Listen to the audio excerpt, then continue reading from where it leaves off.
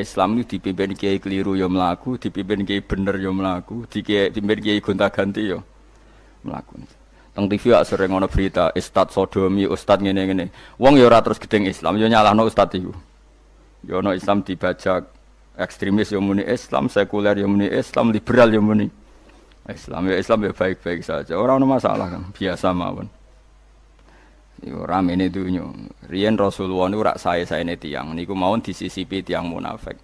Karena ndak ada cerita pendapat itu memuaskan semua napa pihak. Rasulullah rak kesayangane pangeran.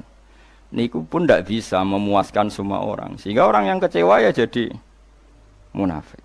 Pemene trimo kiai, trimo presiden, trimo Kapolri, trimo pangam, enggak bisa. Apapun konsepnya itu enggak bisa. Mesti ada yang setuju pendekatan ekstremis itu persuasif. Sing sitok harus tegas. Kalau enggak tegas enggak bisa membasmi akar-akarnya. Sing jare persuasif, nak tegas mereka dendam malah kacau negara. Sing sitok kalau enggak tegas mereka ngelamak. Itu kan ra iso selesai. Akhirnya nyelesaino aku sing pimpinan nurut. Akhirnya sing pendapatnya gak tinggung. Nurut ya nurut mergo dipecat tapi terus balelo sithik. Balelo napa? Sithik-sithik. Masjid ge ngoten nasibe, kiai ge ngoten. Kulo nek ndek murid kuatah, ndek santri kathah sing kiai ge kathah. Wono kiai niku sowan kula, Gus, masjid iku ape nganakno zikir Ramadan. Dadi 24 jam full mulai bar subuh sampai sahur. Saking semangate ibadah Ramadan. Terus ibadah ning dia muni takok, ya teng masjid. Dadi masjidé ben makmur, terbaik masjid makmur. Tak omongi. Lah apa ngarit itu ora ibadah. Apa dadi satpam mergawe iku gak ibadah. Apa nyupir angkot golek nafkah ibadah, kiye kok goblok ra karuan. Ayo muni ngono. Astagfirullah, iki ora urusan iku, Gus. Ya urusane mergo ke takmir dadi ben keren, pas ke takmir masjidé rame ngono. Berarti sing nama baike kan kowe. Nek pengiran ra butuh iku, pengiran kepingine seorang bapak golek nafkah. Anake kepingine sekolahan ya satpam teko, ora teko alasane itikaf. Kepingine pangeran ya bis sing tetep jalan, dadi wong sing nyetop iku ana bis aja kok mandek mergo itikaf ayo mending. Kecewa lho. Wis bae ku piye dicapik ra dukung. Padahal mek kula yo nyucup yo hormat, tapi tetep gremeng mergo idenya enggak keturutan.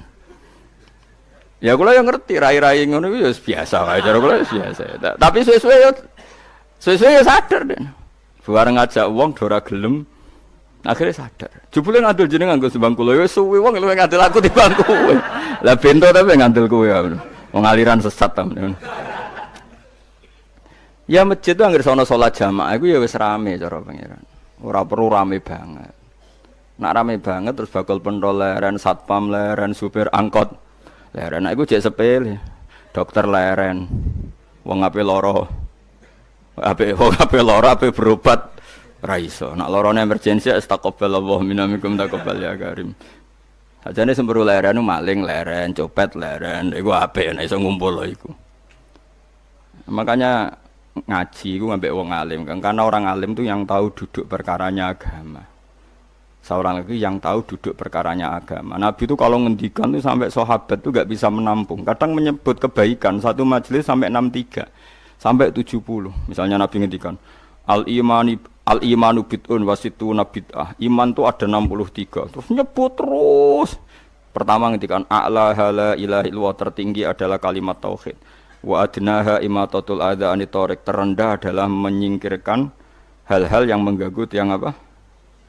Mukmin atau mengganggu jalan. Terus ngendikan seperti itu. Sehingga pernah suatu saat Rasulullah itu ngaji di masjid. Rasulullah itu ngaji di masjid. Nabi kalau ngaji di masjid itu memang di teras, jadi terbuka. Terus ada pemuda santai dengan santainya nggo pacul, ngliwati Nabi ngaji diliwati. Nggo pacul, ya santai. Singkat cerita semua sahabat itu mencibir. Celaka betul pemuda itu, ada Rasulullah ngaji tidak ikut tapi dia berlalu saja bawa cangkulnya. Kata Nabi, kamu jangan komentar demikian. Jika dia kerja menafkahi ibunya yang lemah atau anaknya yang lemah, dia juga ibadah dan itu juga sunnahku. Akhirnya sahabat mereka sadar. Jadi untuk meramaikan Islam itu tidak harus semuanya ngaji di masjid. Yang ngapain kerja ya ben kerja. Yang penting orang jadi germo, orang pengedar narkoba. Nah, itu orang kerja kang perusakan. Jadi sebetulnya orang itu nggak bisa mengatakan kerja mau pengedarkan narkoba itu ndak, pengrusakan itu namanya. Tapi kayak adol pentol terus hal-hal yang halal itu namanya apa? Kerja. Dan kerja itu ibadah. efek dari pikiran ulama yang seperti ini, akhirnya masjid daerah ulama itu sepi-sepi. Mergo ngomong ngono terus wong wae nak ngono ora perlu ning masjid. Lah iku kesimpulane sing salah. Kok terus kesimpulane nak ngono ora perlu ning masjid bar saiki. Maksudnya orang ngono sing di aktivitas nggih monggo. Nek sing ada aktivitas timbang turu ning omah akhirnya aduk ibadah ning masjid atau aduk turu ning masjid. Nah, akhirnya daerah-daerah tertentu sing akeh ulama mesti masjidnya sepi, tak jamin. Jajal gitu delok ning Rembang. Oh, tambah sepi. Karena ulama cara berpikir, jong kerja ya ibadah, ngernet ya ibadah, mulang ya ibadah. Akhirnya orang masjid pas tarawih. Iku yang golek sing cepet. Tapi kunane kuno, Nabi sekalipun itu yang namanya orang yang mendengar, tetap ada yang menolak. Konsep perang di luar kota itu kan secara teori militer itu rasional. Bikin kontak ya rasional. Tapi orang yang berpendapat tadi, ya Rasulullah kita di rumah saja, itu ya gelo. Kayak tadi orang yang ingin memakmurkan masjid kemudian kan saya seperti itu ya gelo.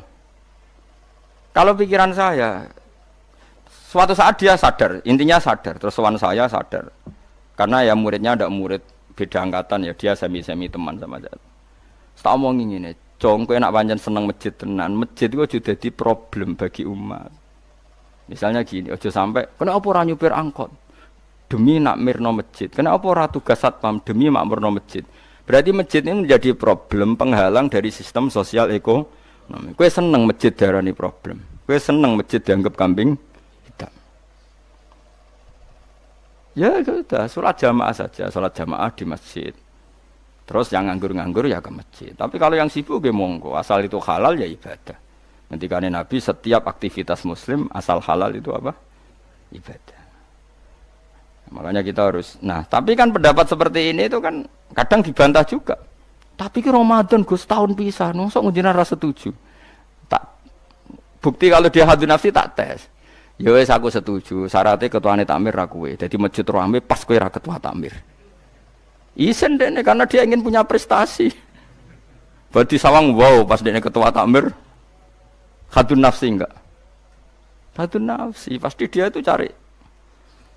Ya jajal pengajian sing gede-gede. Mergo pengurus takmire kok pengen pas era ndekne tau pengajian geden. Pas gak pengurus takmir terus ana pengajian geden. Wah apa rame-rame bareng. Padahal orangnya sama. Nah itu ulama itu tukang ngomong seperti itu. Mungkin menyakitkan, tapi ulama itu terus ngomong seperti itu. Supaya agama ini dibawa berdasar ikhlas, bukan hadzun nafsi. Bukan kepentingan pribadi. Tapi tentu ulama tetap ngomong, iktikaf ya sunat, baik, kerja ya baik, amal lainnya asal baik ya baik. Ngomong gitu terus. Tapi kan mangkel loh akhir ulama. Karena bagi pengurus masjid, baik itu pas Ramadan ya masjidnya rame. Bagi yayasan yatim piatu, amal apa ya dikekno yayasan yatim piatu. Bagi KBIH, bagi travel amal apik ya umroh. Ya ta ora? Iki tenan kula raguyan. Mana mungkin travel umroh dalil kowe nek ade dhuwit luwih kekno cah yatim, kekno masjid, gak payu travel. Tapi dalile al umroh ilal umroh kafaratun lima bainahuma. Umroh itu yang mengkafaroi dosa. Jadi dan itu kersane Allah, orang macam-macam pikirannya kersane Allah dan baik-baik saja. Dunia diokal-akali itu ya baik-baik saja. Allah ya tenang aja tetap sugih. Cuma ulama harus ngomong seperti saya. Jadi karena keterbatasan manusia sehingga yayasan yatim piatu mesti ngomong seakan-akan ibadah terbaik yang nyumbang yatim piatu. Nanti yang di travel ibadah terbaik ya sowan nabi umroh. Nanti sing jamaah thariqah ya ibadah terbaik itu thariqah. Semua dan itu semuanya baik gak masalah, kita ada. Tidak masalah. Tapi kalau memaksa orang lain harus seperti itu dan mengkerdilkan kebenaran hanya surahnya, gambarannya seperti itu, kita sebagai ulama harus melawan. Karena Nabi dawuh kebaikan itu sekian jumlahnya. Terus Nabi menyebut di satu majelis itu 60. Sampai yang diantara yang disebut itu nganti ana sing jorok. Wa fi buti ahadikum sedekah. Kowe ngeloni bojomu iku sedekah. Sampai sahabat takok, "Ya Rasulullah, masa urusan gitu ibadah?" Ayat ahaduna syahwatahu wa huwa la ilaihi ajrun. Masa urusan kelon itu ganjaran ibadah. Terus Nabi jawab, kata Nabi, "Faqih falawadu'a fi haramin akana alaihi wisrun." Kalau andikan dia meletakkan mental seksnya atau aktivitas seksnya di luar yang halal, apakah itu tidak dosa? Iya ya Rasulullah. Terus kata Nabi, "Wa kadzalika," begitulah kalau diletakkan di halal dia juga dapat apa? Paha. Terakhir Nabi ngendikan takufu syarraka anin nas fa innaha shadaqatun minka ala nafsik. Jika kamu itikaf di masjid tidak bisa, adol pentol tidak bisa, jadi satpam tidak bisa, aktivitas sosial yang menguntungkan orang lain tidak bisa. Takufu syarraka anin nas. Yang penting kamu tidak berbuat buruk yang merugikan manusia. Sehingga sampai ada riwayat dari orang sufi, ibadahnya orang zaman akhir itu tidur. Karena anak tidur itu gak ganggu wong. Iya. Paling bojo tok sepeten. Tapi kan yo nyopet yo ora, zina yo ora, ndelok wong ayu yo ora. Nah, itu sampai Nabi terakhir nyebut. Dari sekian kebaikan tuh kalau enggak mungkin kata Nabi takufu syarraka anin nas fa innaha shadaqatun minka ala nafsik. Sementing kamu tidak melukai atau merugikan orang apa? Sehingga misalnya ulama kok ngerti ada orang tidur di rumah, wong apik, gak ganggu wong. Ana bajingan mati wong apik, ora iso bajingan meneh. Nah, akhirnya masyhur anggere ana bajingan mati, kiai tenan yo. Saya nggih mayit niku, wong gak siap muni saya. Bajingan sih. Saya padahal ning atine kiai nek mati yo apik to ora iso bajingan. Akhir dari bajingane yo wis mati. Lha sekarang ngakhiri bajingan apik ta elek? Apik. Berarti matine elek ta apik?